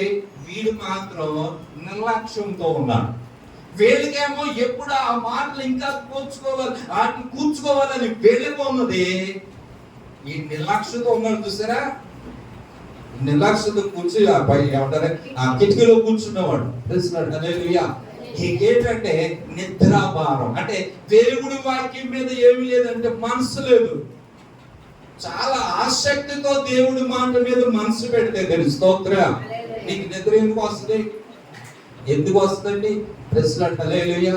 కాబట్టి అంటే దేవుడి వాక్యం మీద మనకు మనస్సు లేనప్పుడు ఏమవుతుందంటే నిద్ర. ఇంకా కొంతమంది ఉంటారు, అదే ఒక పెద్ద వరం. దేవుని స్తోత్రం చెప్పండి. హల్లెలూయా, హల్లెలూయా. ఇక రోజు 24 గంటలు పని చేస్తారండి. గుళ్ళోకి రాగానే పాటలలో నుంచి కొంతమంది హల్లెలూయా పాటలు మొదలు పెడతారు. ఏంటి పాటల్లో వచ్చేది మందిరంలో ఒక ఆవంటే అందరికంటే ముందు వచ్చేస్తుందంట. ఆ ఫ్యాన్ దగ్గర సీటు చూసుకుంటుంది అనమాట. ఏంటమ్మా నువ్వు అందరికంటే ముందు వచ్చేద్దాం అంటే అదేంటో అయ్యారండి, ఎక్కడ నిద్ర రాదండి గుళ్ళోకి వెళ్ళగానే. దేవుని స్తోత్రం. ఆమేన్, హల్లెలూయా. గుళ్ళోకి వెళ్ళగానే నిద్ర వచ్చేది. అది దెయ్యం. మరి ప్రభు మాట వినకుండా కలిగి చేసే దెయ్యం అనమాట. గుళ్ళోకి రాగానే కొంతమందికి నిద్ర వచ్చేస్తారు. గుళ్ళోకి రాగానే. ఎందుకంటే ఈ మాట వింటే నీ బతుకు మారుద్ది, ఈ మాట వింటే జీవితం మారుద్ది, ఈ మాట వింటే హృదయంలో కార్యం జరుగుద్ది, ఈ మాట లోపలికి వెళితే పరివర్తన వస్తుంది, ఈ మాట లోపలికి వెళితే జీవితం కట్టబడుద్ది. ఎందుకంటే దేవుని వాక్యం వెల్లడి అవుతాడని వెలుగు కలుగుద్ది. దేవుని స్తోత్రం. ఆమేన్, హల్లెలూయా. ఈ వెలుగు నీలో కలగకూడదు, ఈ జీవం నీలోనికి రాకూడదు, ఈ మాట నీలో ప్రభావం కలగకూడదు. ఆటంకపరచడానికి సాధారణగాడు నిద్ర అనే దెయ్యాన్ని పంపాడు. ఆమేన్, హల్లెలూయా. ఆ దెయ్యం అప్పుడు అన్నమాట. అందుకని చాలా మంది మందిరంలో ప్రశ్నలు హల్లెలూయా అర్ధరాత్రి వరకు నిద్రపోవాలి ఇంటి దగ్గర. ప్రశ్నలు హల్లెలూయా మందిరంలో రాగానే ప్రశ్నలు హల్లెలూయా. కాబట్టి ప్రభు బిడ్డలారా, ఒక సంఘ పెద్ద అంట, ఒక సంఘ పెద్ద గుళ్ళో ఉన్నాడంట ప్రెసిడెంట్ హల్లెలూయా. ఆయన పెద్ద సంఘానికి మరి ఈయన ఎప్పుడు కూడా పాస్టర్ గారు వాయికించినప్పుడు మొదలు పెట్టగానే కొంతమంది పిలుస్తారు కదా, పిలుతున్నాడు పాస్టర్ గారు. ఆయన ఏమన్నాలో అర్థం కావట్లా. పెద్దగారు అన్నారనుకో, నేను సీనియర్ని నన్నే అంటావా, ఇది ఉన్నది కదా ప్రెసిడెంట్ హల్లెలూయా. ఇది ఒక ఉండదు కదా, ఏమండి నన్ను పిలుస్తావా, ఎంతమందిలో పిలుస్తావు అందుట్లో. ఇలాంటివి ఉంటాయి చూసారా, ఇట్లాంటి గుణాలు ఉంటాయి అనమాట. అందుకని పాస్టర్ గారు ఏమి అనలేక, పాస్టర్ గారు ఇప్పుడు మిమ్మల్ని ఏమైనా అడగలవా, మీ లేకపోతే పాస్టర్ గారు ఏమి అనలేక కక్కలేక మిగలేక అనొచ్చు. అట్లా అయిపోయింది ఆయన పని. పెద్దగారేమో ఈయన ప్రసంగం మొదలెట్టు కానీ ఈయన వింటూ ఉంటాడు అనమాట. అదేమితో కానీ ఒకళ్ళు ఆవులైతే పక్కన ఒకళ్ళిద్దరు కొట్టి అందరికి వచ్చేస్తా ఉంటుంది అనమాట. అట్లాగా ఈయన బట్టి ఇంకొకరికి వచ్చేస్తుంది, ఈయన ఏం తట్టుకోలేకపోతున్నాడు. ఈ లాభం లేదు, సర్వ చేసి కొంచెం ధైర్యం తెచ్చుకొని ఏమండి అందరినీ సంఘంలో ఏమనంటే మైలో పరలోకం వెళ్ళాలనుకున్నాడు లేచి దేవుడికి స్తోత్రం గట్టిగా లేచి నిలబడండి అన్నాడంట. ఆమేన్, హల్లెలూయా. లేచి నిలబడి గట్టిగా దేవుడు స్తోత్రం చెప్పండి అనే దేవుడికి లేచి నిలబడ్డారు. స్తోత్రం అనే దేవుడికి మైలుకు వచ్చింది. నలుగురు ఐదుగురికి సంఘ పెద్దలకి. ఒకడే ఉండరు, చాలా మంది ఉంటారు. దేవుడి స్తోత్రం. లేచేటప్పుడు చూసేటప్పటికల్లా అందరూ లేచి నిలబడే ఉన్నారు. వీళ్ళని చూసే అందరూ నవ్వుకుంటున్నారు. ఓ ఇలా లాభం లేదు, ఈసారి ఎలాగైనా అయ్యగారు లేపితే మనమే ముందు లేచిపోవాలి అనుకున్నారంట. అనుకున్నారు. దేవుడి స్తోత్రం. ఈయన మళ్ళా మొదలెట్టేటప్పటికల్లా 2 నిమిషాలు అయ్యేటప్పటికి, ఒక 5 నిమిషాలు అయ్యేటప్పటికి మళ్ళా పిలుస్తున్నారు. అయ్యగారు అన్నారు, మీలో నరకు వెళ్ళాలనుకున్న లేచింది గట్టిగా దేవుడు స్తోత్రం చెప్పండి అన్నారంట. ఈ నలుగురు 5 పెద్ద లేచి నాకేం వినపడిందంటే లేచి నిలబడి మాట వినపడి లేచి నిలబడ్డాడు. ప్రెసిడెంట్ హల్లెలూయా. దేవుని బిడ్డలారా లేచి నిలబడ్డారు. చూస్తే అందరూ కూర్చున్నారు. ఏం చెప్పాడు, ఏంటంటే మీరు లేచారు అన్నారు. నేను అన్నది నరకానికి వెళ్ళే వాళ్ళు ఎవరు లేచి నిలబడాలంటే. అయ్యగారండి నిజమేనండి, ఏంటంటే అది మీకు నిలబడి ఉన్నారు, ఒకవేళ మీరు ఒక్కడే నరకానికి వెళ్తారేమోనండి, మీకు సపోర్ట్ మావుడు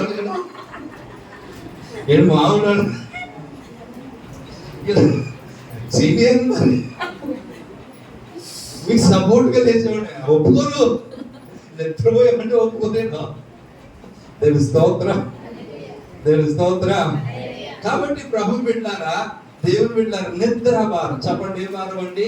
కొంతమందికి నిద్రమత్తు కలిగిన మనసు, నిద్రమత్తు కలిగిన ఆలోచన, నిద్రమత్తు. చూడండి, అది రోమపత్రికలో ఉంటుంది, 3వ అధ్యాయం.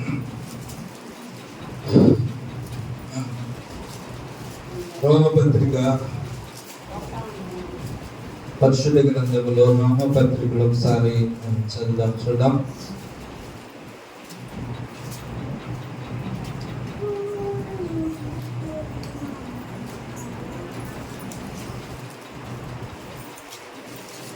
పదకొండు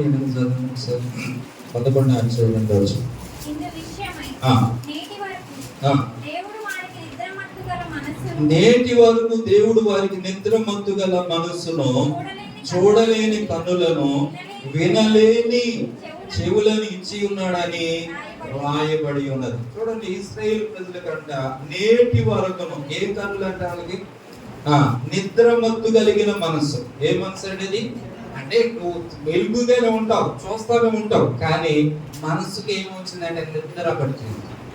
కాబట్టి నిద్రించిన వాడికి ఏం తెలియదు, పక్కన ఏం జరుగుతుందో తెలియదు. అలాగనే చాలా మందికి లోకంలో ఏం జరుగుతున్నా పట్టించుకోరు, వాళ్ళకి ఏం గ్రహింపు అన్నది ఉండదు, ఆలోచన ఉండదు. ఏమండి, సంఘాల గురించి ఆలోచన ఉండదు, సేవల గురించి ఆలోచన ఉండదు, యేసయ్య గురించి ఆలోచన ఉండదు, ప్రార్థన గురించి ఆలోచన ఉండదు. ఏమంటే ఏమి గ్రహింపు లేని వారుగా ఉంటారు. ఏం జరుగునా కుటుంబాలలో కూడా కొన్ని కార్యాలు జరుగుతూ ఉంటే, కొన్ని నష్టాలు కలుగుతున్నా గ్రహింపు లేదు. దేవుడు ఎందుకు ఇలా చేస్తున్నా, నేను ఎందుకు మారలేదు, నేను బ్రతుకులే మారాల్సిందేమోనని ఆలోచన లేకుండా జీవిస్తూ ఉంటానని దేవుని వాక్యంలో మీకు జ్ఞాపకం చేస్తూ ఉన్నాను. ఒక మాట కూడా పరిశుద్ధ గ్రంథం ద్వారా మీకు జ్ఞాపకం చేస్తాను. దేవుడి బిడ్డలారా చూడండి,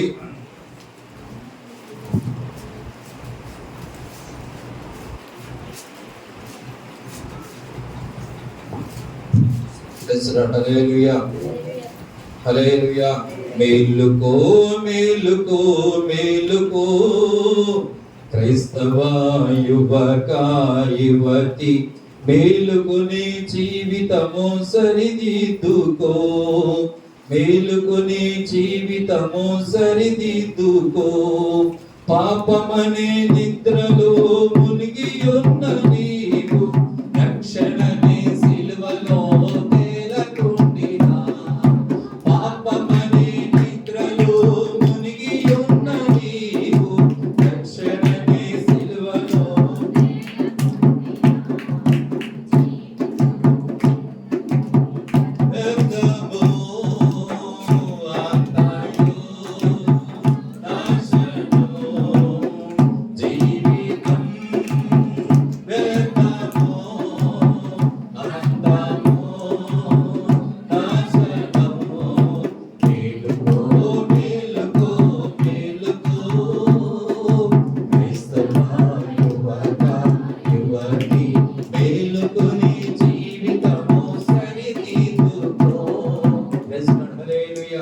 చూడండి, ఈ నిద్రమత్తు కలిగిన వారి గురించి జ్ఞాపకం చేస్తూ వాళ్ళకి ఏం పట్టదంట. యెషయా గ్రంథం 42వ అధ్యాయం ఆఖరి వచనం చదువుదాం. ఆఖరి వచనం చదువుదాం.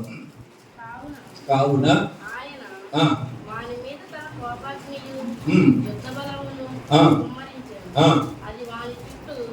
అది వాని చుట్టూ అగ్ని వలె అగ్ని రాజేసును, అయినను వాడు దాన్ని గ్రహింపలేదు, వాడు దానిని గ్రహింపలేదు. అది వాడిని అంటుకొనును, కానీ వాడు మనస్సున పెట్టడు.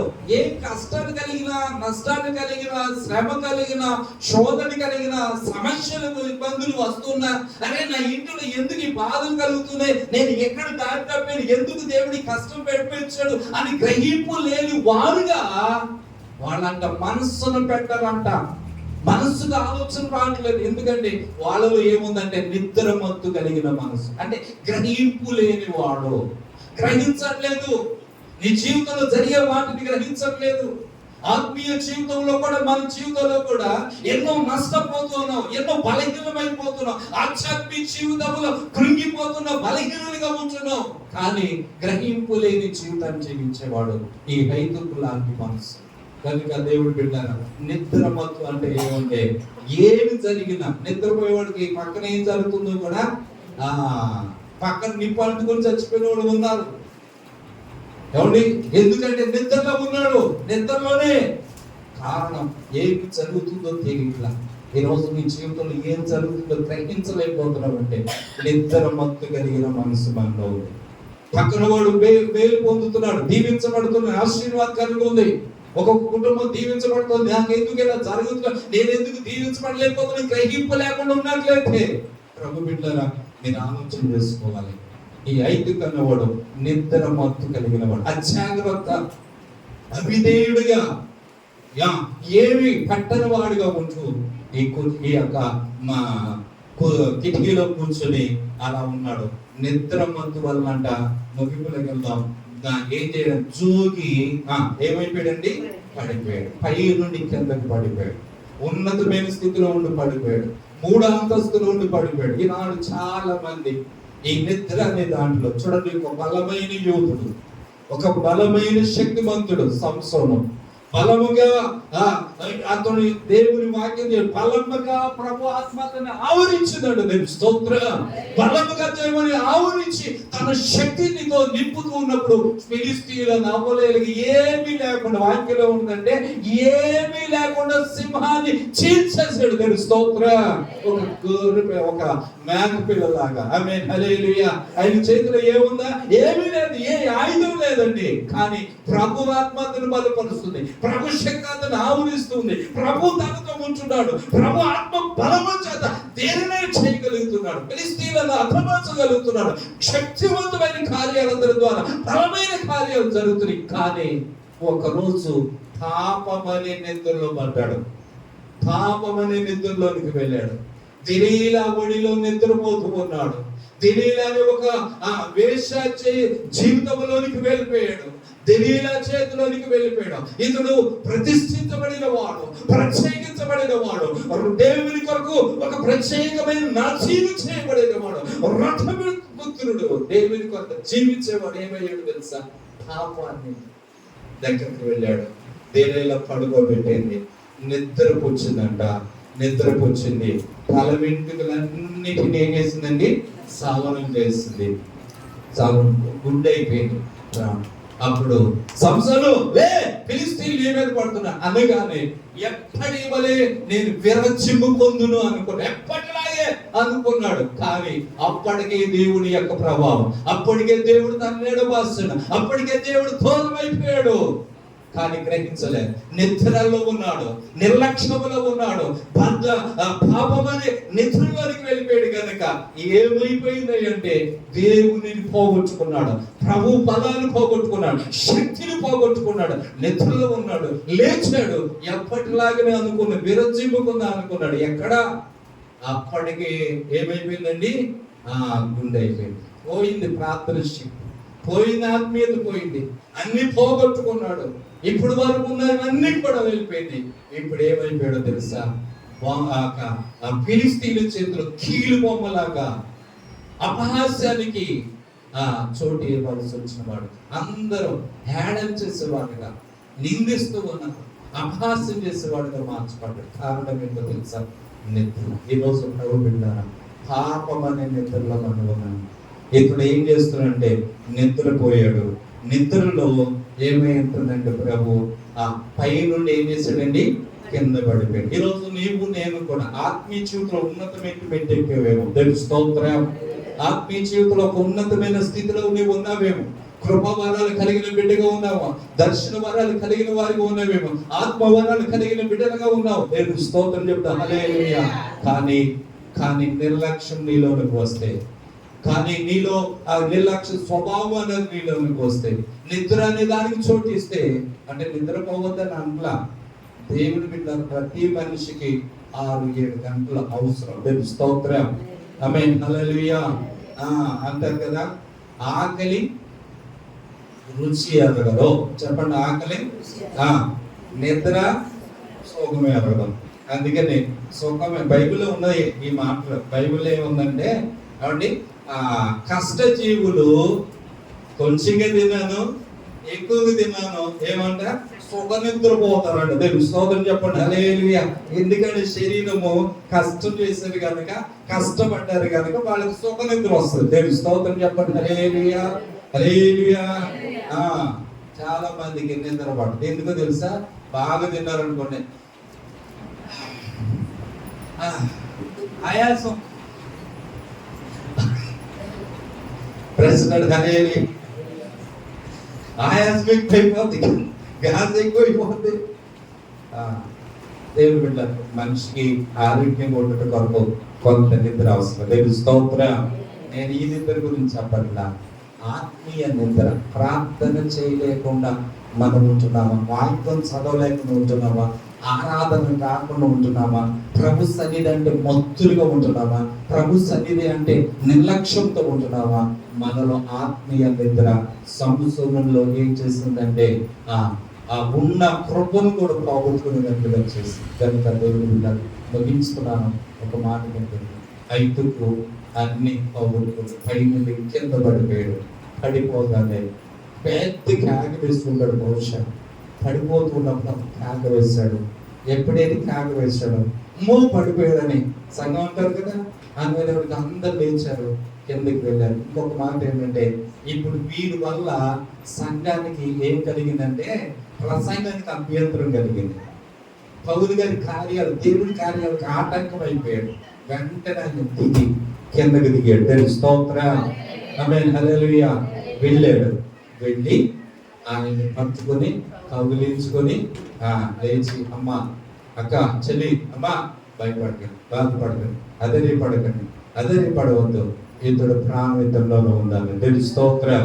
ఆ గొప్ప దైవజనుడు కనుక ఆయన ఉన్నాడు కనుక పైనుండి పడిన మరలా లేపాడు. తెలుసు. స్తోత్రం, హల్లెలూయా. ఒకవేళ మీరు కుర్చీలో ఉండి పడ్డారు అనుకో, నేను పౌలను భక్తుడు కాదు.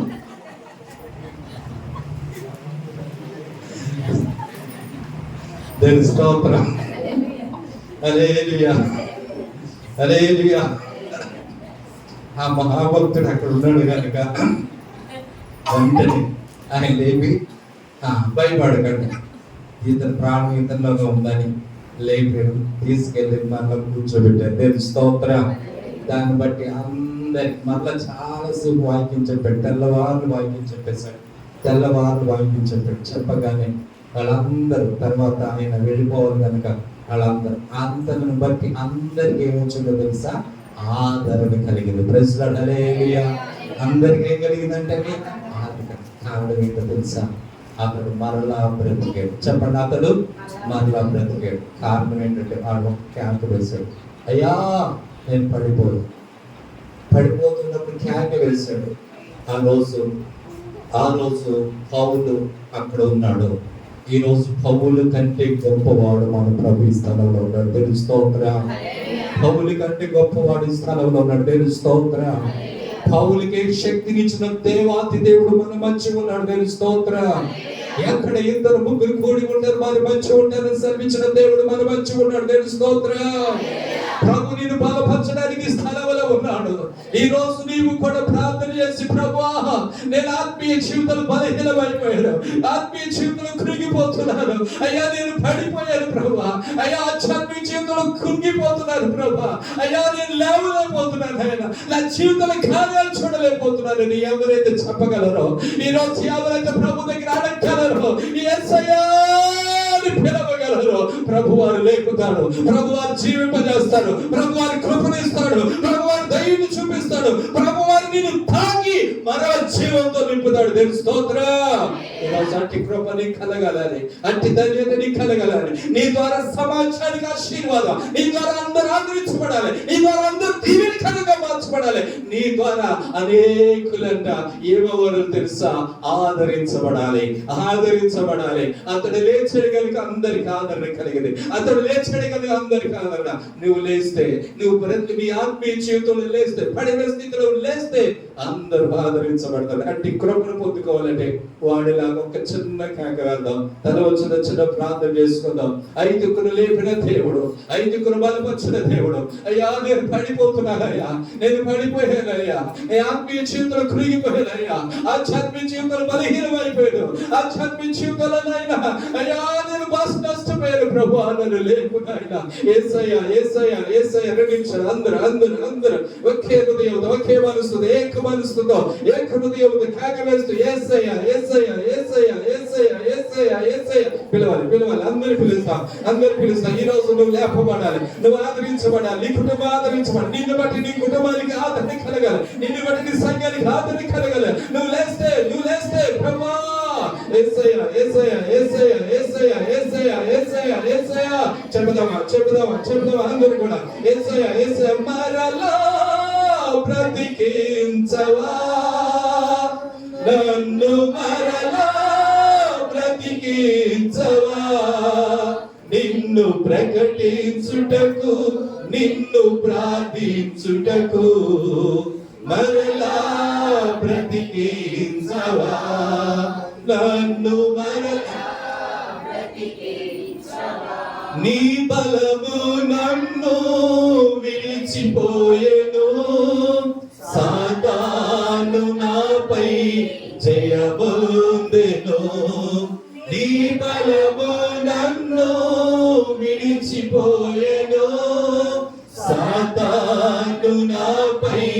జయబందెను అగ్ని జ్వాలగా నన్ను వెలిగించుమా అగ్ని జ్వాలగా నన్ను వెలిగించుమా నన్ను వెలిగించుమా నన్ను వెలిగించుమా మరలా బ్రతికించవా నన్ను మరలా బ్రతికించవా నిన్ను ప్రకటించుటకు నిన్ను ప్రార్థించుటకు మరలా అందరూ అడుగుతారా అందరూ అడుగుదామా ప్రభా నన్ను మరలా బ్రతికించుదాన్ని మునుపటి కంటే అధికముగా ఆత్మ బలము నాకీయుమా మునుపటి కంటే అధికముగా ఆత్మ బలము నాకీయుమా అందరూ చెబుదాం మునుపటి కంటే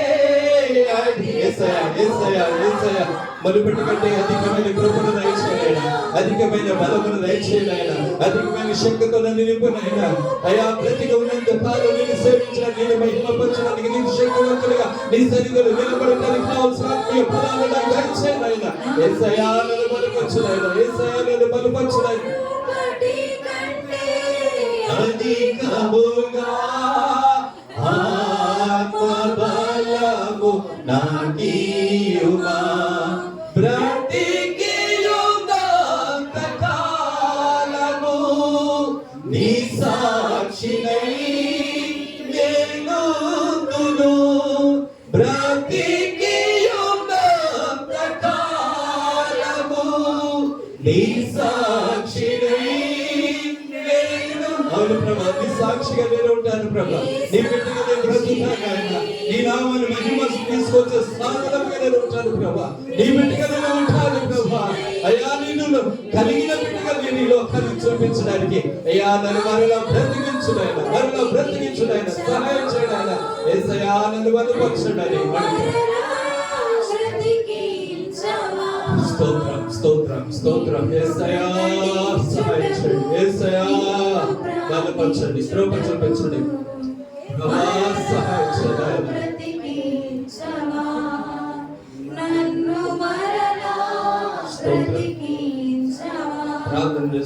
ప్రార్థన చేసుకోండి ఒక్క రెండు నిమిషాలు ఈ స్థలం నుండి వెళ్లే ముందుగా ఈ రోజు ఐదుకు అనేవాడు అదృష్టవంతుడు మరలా బ్రతికాడు మరలా జీవం పొందుకున్నాడు మరలా శక్తిమంతుడిగా మార్చబడ్డాడు నిజంగా ధన్యతను పొందుకున్నాడు ఈ రోజు అతి ధన్యత ఈ రోజు యేసయ్య నీకు ఇవ్వాలని నేను అదృష్టవంతుడిగా నేను ఒక గొప్ప వ్యక్తిగా భాగ్యవంతుడిగా చేయడానికి యేసయ్య ఈ రోజు నీతో మాట్లాడుతున్నాడు కనుక చెప్పుకోండి యేసయ్య దగ్గర చెప్పుకోండి యేసయ్య నన్ను మరలా బ్రతికించుడాయన నా స్థితి మార్చుడాయన నా బ్రతుకులో కార్యం జరిగించుడాయని ప్రార్థన చేసుకోండి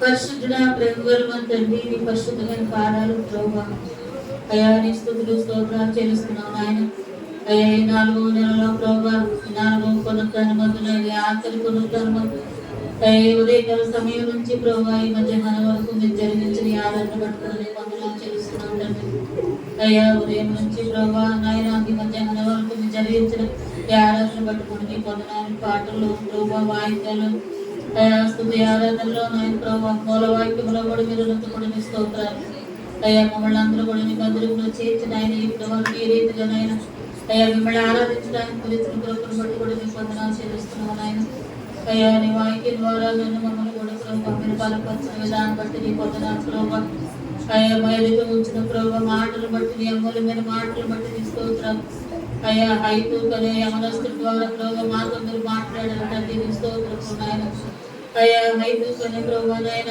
యమనస్తులు ప్రభావ అయ్యా కిటికీలో కూర్చున్నప్పుడు ప్రభావ లోకము ప్రభావ మీరు కావాలని నాయన పెట్టే స్థలంలో కూరుకున్నప్పుడు ప్రభావ మరలా మీరు జ్ఞాపకం చేసుకున్నారు. అయ్యా ప్రభా ఆత్మీయంగా ప్రభా ఎంతో బలహీనతగా ఆయన పడిపోయినప్పుడు ప్రభు మరలా మీరు బలపరిచారు. అయ్యా మీ చేయి పట్టుకుని ప్రభు మరలా మీరు బ్రతికించిన దేవుడు తండ్రి స్తోత్రాలు ఆయన. అవును ప్రభు మేము కూడా ఆత్మీయంగా ఎంతో బలహీనతలు పడిపోతున్నాం ప్రభా. అయ్యా చేయవలసినంత ప్రార్థన మేము చేయని వారు పొందాం తండ్రి. దయతో మమ్మల్ని అందరూ కూడా క్షమించండి. మీ ప్రభుత్వం మమ్మల్ని జ్ఞాపకం తెచ్చుకుని ప్రభావ మరలా నాయన ఐదుగురు ఏ విధంగా మీరు బ్రతికించి ప్రభావ విశేషమైన ఆదరణ చేత మీరు నిలబెట్టారు నాయన. అయ్యా మీ సహాయం ఏ విధంగా పొందుకున్నాడో ప్రభావ మేము కూడా నాయన అయ్యా మీ సహాయాన్ని మేము పొందుకుంటూ మీ ఆదరణ కలిగి మేము బ్రతకడానికి కూడా మీ సహాయం దయచేయండి. అయ్యా ప్రభు నీ వాక్యం ద్వారా ప్రభావం బలపరచండి. దాన్ని బట్టి నీకు వందనాలు. అయ్యా ఆత్మీయ ప్రభు నాయన మమ్మల్ని ఆత్మీయ మమ్మల్ని బలపరచండి. అయ్యా ఆత్మీయ సోమరతం నుండి మమ్మల్ని గుడిపించి ప్రభు అయ్యా నీ కొరకు ప్రభు నాయన ప్రతిష్ఠితమైన జీవితం కలిగి మేమందరం కూడా బ్రతకడానికి కూడా సహాయం దయచేసి అయ్యా విన్న మాటలు ప్రభు ప్రతి ఒక్క హృదయంలో నేను ఫలించిన మీరు పుట్టి అభివృద్ధి చెందడానికి కూడా సహాయం దయచేయమని అడుగుతున్నాం తండ్రి. ప్రభు చూపించండి నాయన చెప్తున్నాం ప్రభు నీ మాటలు బట్టి వాక్యాన్ని బట్టి కూడా నీకు వందనాలు. అయ్యా ఏదైనా ప్రభు మా ఎదుట ఉంచినందుకు ప్రభు నీ స్తోత్రాలు చెల్లిస్తున్నాం తండ్రి. అయ్యా మరొకసారి మమ్మల్ని అందరూ కూడా నీ ప్రభు జ్ఞాపకం చేసుకున్నాయని అయ్యా విన్న మాటలు ప్రభావ మరదేవులు మేము భద్రపరుచుకుని వాక్యానుసారం మేము బ్రతుకున్నాయన. అయ్యా ఆదరణ కలిగిన బిడ్డలుగా మేమందరూ కూడా బ్రతకడానికి కూడా మేము సహాయం దయచేయమని అడుగుతున్నాం. అయ్యా ఇప్పటి వరకు మీరు జరిగించిన ఈ ఆరాధన బట్టి కూడా నీ పొందనాలు. కొడుకు వచ్చిన బిడ్డల బట్టి కూడా నీ స్తోత్రాలు తండ్రి. అయ్యా దూర ప్రాంతం నుండి వస్తున్న బిడ్డల బట్టి కూడా నీ పొందనాలు చెల్లిస్తున్నాను ఆయన. యవనస్తులు ప్రభావ చెడ్డ బిడ్డలను స్త్రీలను పురుషులను అయ్యా వృద్ధాప్యంలో ఉన్న వారిని అందరూ కూడా ప్రభావ ఈ దినం మీరు నడిపించారు. ఇప్పుడు వరకు ప్రభు నాయన ఆరాధనలో పాల్గొంటాను ప్రభుత్వ జ్ఞాపకం తీసుకొని అయ్యా మమ్మల్ని అందరూ కూడా ఇంటి వరకు వచ్చి నీ కొరకు మేము బ్రతికేవాలనుకుంటాను ప్రభు సహాయం దయచేయండి. ఇప్పుడు వరకు జరిగే ఆరాధన బట్టి నీ కూడా నాకు తెలుస్తున్నాయి. వాళ్ళ ఈ వారం అంతా కూడా ప్రభు నీ కృపా కాపురం అందరికీ దయచేయండి. మరొక వారు మేము అందరూ కూడా కలుసుకునే వరకు ప్రభు మమ్మల్ని అందరూ కూడా భద్రపరచున్నాం. ఏ పరిశుద్ధ నామములో అడిగి వేడుకుంటున్నాం తండ్రి. పరిశుద్ధుడా బిడ్డబడని మాటలు అందరూ ఫలించండి. ఇక్కడ వచ్చిన బిడ్డలను దీవించండి.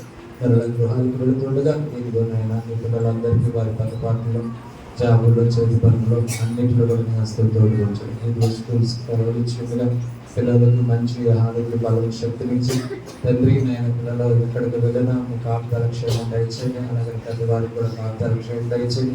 ఈ స్త్రీలకు పగలు ఎండ దెబ్బతలకు రాత్రి వెన్నెల దెబ్బతలకు కాపాడినట్టుగా అయ్యా ఈ రోజు మా నుండి నాయన ప్రభావం నెలంతా కూడా జరుగుతున్న నెలంతా కూడా నీ తొందరని రెక్కలకి సురక్షిత భద్రత క్షేమం అయ్యా ప్రతి ఒక్కరికి దయచేయండి. మమ్మలను పిల్లలను పెద్దలను అవసరం అందరినీ నిండుగా కాపాడి భద్రపరచుకొని ఈ విన్న మాటలు అందరూ ఫలింపజేసి మీరు బిడ్డలను దీవించండి.